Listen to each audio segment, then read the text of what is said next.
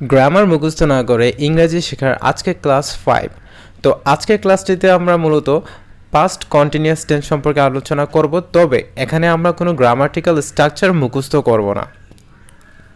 তো আমরা এখানে ইউর সাথে হবে ওয়ার, এছাড়া বাকি যেটা সিঙ্গুলার হবে সেটার সাথে হবে ওয়াজ, আর প্লুরাল হলে হবে ওয়ার।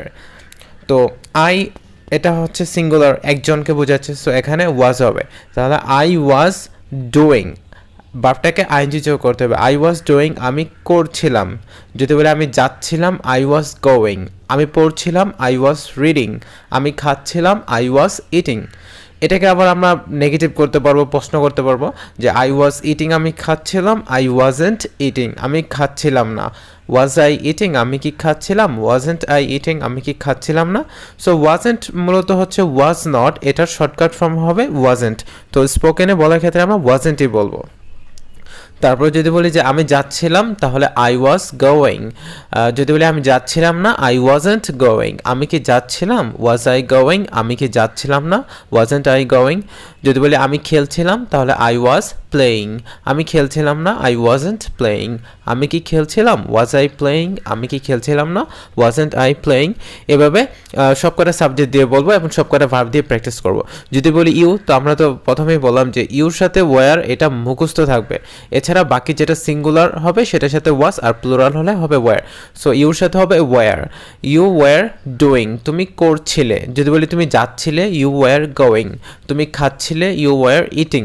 যদি বলি তুমি ঘুমাচ্ছিলে, ইউ ওয়ার স্লিপিং। তাহলে যদি বলি তুমি রান্না করছিলে, ইউ ওয়ার কুকিং। তুমি রান্না করছিলে না, ইউ ওয়ারেন্ট কুকিং। ওয়ারেন্ট মূলত হচ্ছে ওয়ার নট, এটা শর্টকাট ফর্মটা হবে ওয়ারেন্ট। ইউ ওয়ারেন্ট কুকিং, তুমি রান্না করছিলে না।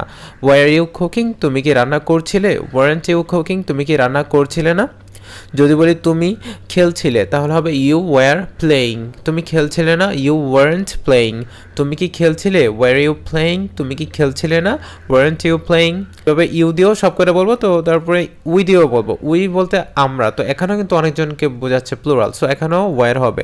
উই ওয়ার ডুইং, আমরা করছিলাম। যদি বলি আমরা যাচ্ছিলাম, উই ওয়ার গোয়িং। আমরা পড়ছিলাম, উই ওয়ার রিডিং। আমরা পড়ছিলাম না, উই ওয়ারেন্ট রিডিং। আমরা কি পড়ছিলাম? Were we reading. আমরা কি পড়ছিলাম না? Weren't we reading. যদি বলে আমরা খাচ্ছিলাম, তাহলে উই ওয়ার ইটিং। আমরা খাচ্ছিলাম না, উই ওয়ারেন্ট ইটিং। আমরা কি খাচ্ছিলাম? Were we eating. আমরা কি খাচ্ছিলাম না? Weren't we eating. তারপরে আমরা দে দিয়ে বলতে পারি, দের সাথেও ওয়ার হবে, কারণ দে বলতে অনেকজনকে বোঝাচ্ছে। যদি বলি তারা যাচ্ছিল, দে ওয়ার গোয়িং। তারা যাচ্ছিল না, দে ওয়ারেন্ট গোয়িং। তারা কি যাচ্ছিল? Were they going. তারা কি যাচ্ছিল না? Weren't they going. যদি বলি তারা শিখছিল, দে ওয়ার লার্নিং। তারা শিখছিল না, দে ওয়ারেন্ট লার্নিং। তারা কি শিখছিল? ওয়ার দে লার্নিং। তারা কি শিখছিল না? ওয়ারেন্ট দে লার্নিং। যদি বলি তারা সাহায্য করছিল, দে ওয়ার হেল্পিং। তারা সাহায্য করছিল না, দে ওয়ারেন্ট হেল্পিং।